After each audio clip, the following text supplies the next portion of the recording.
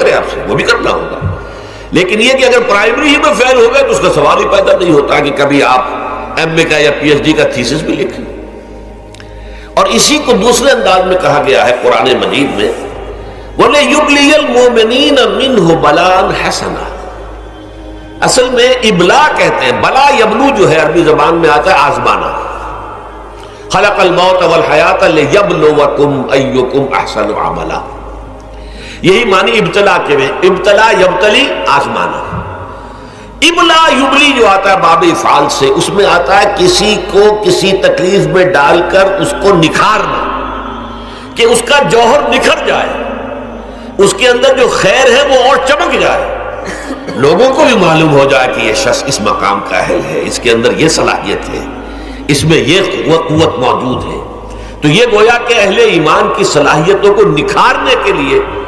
اور ان